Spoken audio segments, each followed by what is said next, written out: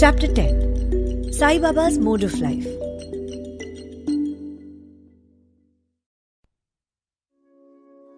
Remember him, Sai Baba, always with love, for he was ever engrossed in doing good to all and always abided in his self. To remember him only is to solve the riddle of life and death. This is the best and the easiest of sadhanas, as it involves no expenditure. A little exertion here brings great rewards. So as long as our senses are sound, we should, minute by minute, practice this sadhana. All other gods are illusory. Guru is the only God. If we believe in Sadguru's holy feet, he can change our fortune for the better. If we serve him sincerely, we get rid of our worldly afflictions. We need not study any philosophy like the Nyaya and the Mimamsa, as we trust the helmsman in crossing the rivers and seas. So we have to trust a Sadguru in getting over the ocean of worldly existence. The Sadguru looks to the intense feelings and the devotion of his devotees, endows them with knowledge and eternal bliss. In the last chapter, Baba's mendicancy and devotees' experiences and other subjects are dealt with. Let the readers now read where and how Baba lived, how he slept, and how he taught, etc. Baba's wonderful bedstead. Let us first see where and how Baba slept. Mr. Nana Sahib Dengre brought for Sai Baba a wooden plank, about 4 arms in length and only a span in breadth, for sleeping upon. Instead of keeping the plank on the floor and then sleeping on it, Baba tied it like a swing to the rafters of the masjid with old shreds of rags and commenced to sleep upon it. The rags were so thin and worn out that it was a wonder how they could bear or support the weight of the plank itself, let alone the weight of Baba. But somehow or the other, it was Baba's sheer leela that the worn out rags did sustain the plank along with the weight of Baba on it. On the 4 corners of this plank, Baba lighted pantis, that is, earthen lamps, one at each corner, and kept them burning the whole night. It was a sight for the gods to see Baba sitting or sleeping on this plank. It was a wonder to all how Baba got up and down the plank. Out of curiosity, many observers kept watching the process of mounting and dismounting, but none could succeed. As crowds began to swell so as to detect this wonderful feat, Baba one day broke the plank into pieces and threw it away. Baba had all the 8 Mahasiddhis, that is, powers, at his command. He neither practiced nor craved for them. They came to him naturally as a result of his spiritual perfection. Manifestation of Brahma. Though Sai Baba looked like a man 3 cubits and a half in length, still he dwelt in the hearts of all. Inwardly he was unattached and indifferent, but outwardly he longed for mass welfare. Though inwardly an abode of peace, he looked outwardly restless. Inwardly he had the state of Brahma. Outwardly he seemed engrossed in the world. Sometimes he looked on all with affection, and at times he threw stones at them. Sometimes he scolded them, while at times he embraced them and was calm, composed, tolerant, and well balanced. He always abided and was engrossed in the self, and was well disposed towards his bhakts. He always sat on one asana and never travelled. His satka was a small stick, which he always carried in his hand. He was calm and thought-free. He never cared for wealth and fame, and lived on alms. Such a life he led. He always uttered, Allah Malik, God is the real owner. Entire and unbroken was his love for the bhaks. He was the mine or storehouse for self-knowledge, and full of divine bliss. Such was the divine form of Sai Baba, boundless, endless, and undifferentiated. One principle which enveloped the whole universe from a stone to Brahma, incarnated in Sai Baba. The really meritorious and the fortunate people got this treasure grove in their hands, while those people who, not knowing the real worth of Sai Baba, took him to be a mere human being, were indeed unfortunate. His stay in Shirdi and probable birth date. None knew or knows the parents and the exact date of birth of Sai Baba, but it can be approximately determined by his stay in Shirdi. Baba first came to Shirdi when he was a young lad of 16 and stayed there for 3 years. Then all of a sudden, he disappeared for some time. After some time, he reappeared in the Nizam state near Aurangabad and again came to Shirdi with the marriage party of Chand Patil when he was about 20 years old.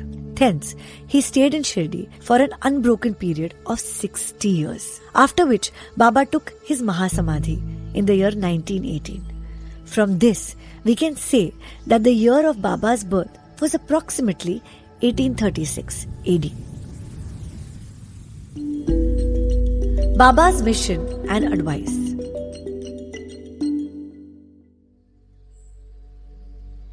Saint Ramdas, 1608 to 1681, flourished in the 17th century and fulfilled to a great extent his mission of protecting cows and Brahmins against the Yavans. But within 2 centuries after him, the split between the two communities, that is, the Hindus and the Muslims, widened up, and Sai Baba came to bridge that gulf. His constant advice to all was to this effect: Ram, the god of the Hindus, and Rahim, the god of the Muslims, were one and the same. There was not the slightest difference between them. Why should their devotees fall out and quarrel amongst themselves? You ignorant folk, join hands and bring both the communities together. Act sanely, and thus you will gain your object of national unity. It was not good to dispute and argue. So don't argue. Don't emulate others. Always consider your interest and welfare. The Lord will protect you. Yoga, sacrifice, penance and knowledge are the means to attain God. If you do not succeed in this by any means, in vain is your birth. If anyone does any evil unto you, do not retaliate. If you can do anything, do some good unto others. This is short, but Sai Baba's advice to all, and this will stand us in good stead, both in material and spiritual matters. Sai Baba as Sadguru. There are many so-called gurus who go about from house to house with cymbals and veena in their hands and make a show of their spirituality. They blow mantras into the ears of their disciples and extract money from them. They profess to teach pity and religion to the disciples, but are themselves impious and irreligious. Sai Baba never thought of making the least show of his worth. That's pity. He had no body consciousness, but he had great love for his disciples. There are 2 kinds of gurus. 1, Niyat, appointed or fixed, and 2, Aniyat, unappointed or general. The latter, by their advice, develop the good qualities in us, purify our hearts, and set us on the path of salvation. But contact with the former dispels our sense of dualities, that is, the sense of difference, and establishes us in unity by making us realize, thou art that. There are various gurus imparting to us various kinds of worldly knowledge, but he who fixes us in our nature, that is our self, and carries us beyond the ocean of worldly existence is the Sadguru. Sai Baba was such a Sadguru. His greatness is indescribable. If anybody went to take his darshan, he, without being asked, would give every detail of his past, present and future. He saw divinity in all beings. Friends and foes were alike to him. Disinterested and balanced, he obliged the evildoers as well as the pious. He was the same in prosperity and adversity. No doubt ever touched him. Though he acted through the body, he was not in the least attached to his body or house. Though he looked embodied, he was really unembodied, that is, free from the gross existence. Blessed are the people of Shirdi who worshipped Sai as their god, while eating, drinking, working in their backyards and fields, and doing various household works. They always remembered Sai and sang his glory. They knew no other god except Sai. Want to speak of the sweetness of the love of the women of Shirdi? They were quite ignorant, but their pure love inspired them to compose poems and songs in their simple rustic language. Letters of learning they had none, but one can discern real poetry in their simple songs.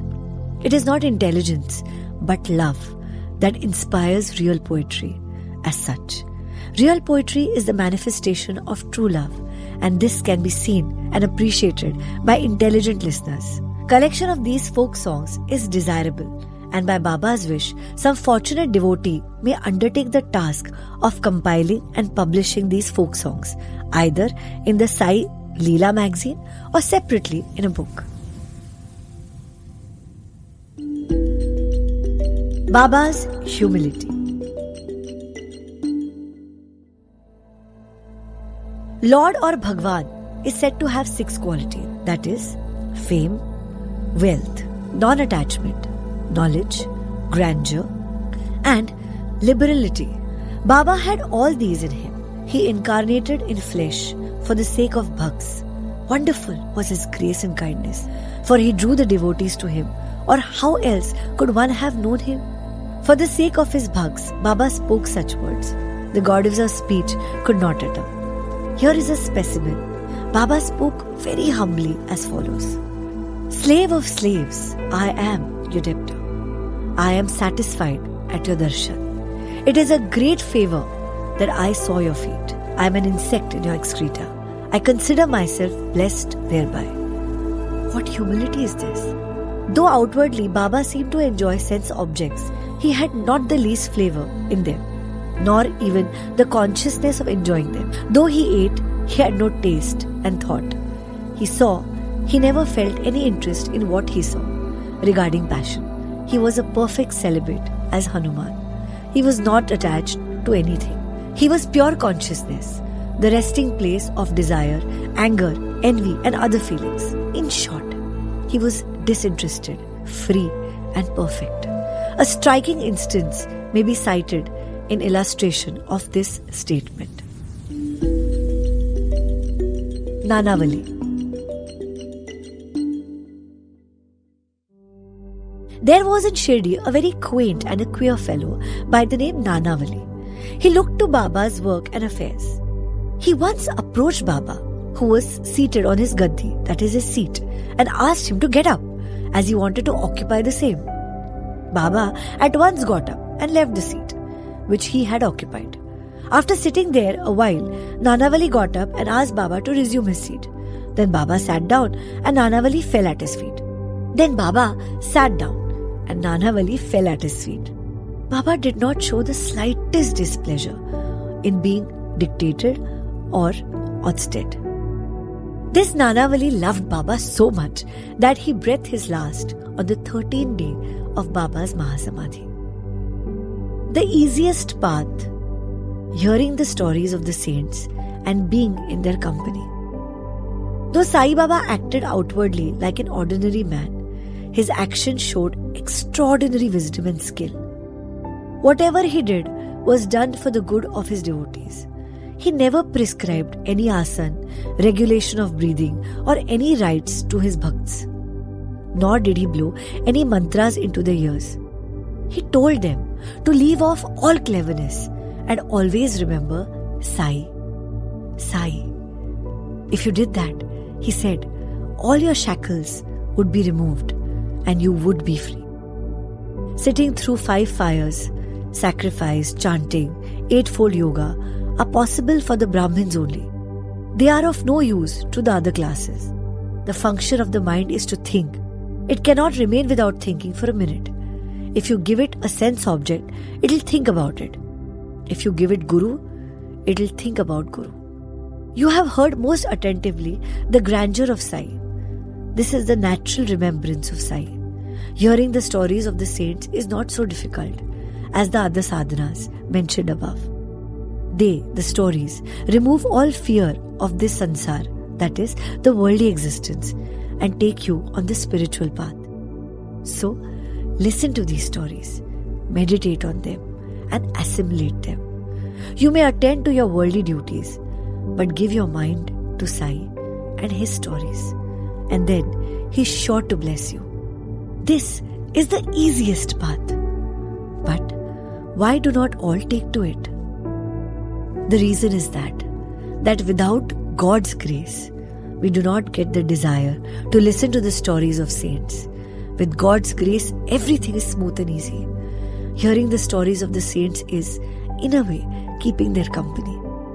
The importance of the company of the saints is very great. It removes our body consciousness and egoism, destroys completely the chain of our birth and death, cuts asundar all the knots of the mind, and takes us to God, who is pure consciousness. It certainly increases our non-attachment to sense objects and makes us quite indifferent to the pleasures and the pains, and leads us onward on the spiritual path. If you have no other sadhana, such as uttering God's name, worship or devotion, etc., but if you take refuge in them, that is the saints, wholeheartedly, they will carry you off safely across the ocean of worldly existence. It is for this reason that the saints manifest themselves in this world. Even sacred rivers such as the Ganga, Godavari, Krishna and Kaveri, etc., which wash away the sins of the world, desire that the saints should come to them for a bath and purify them. Such is the grandeur of the saint.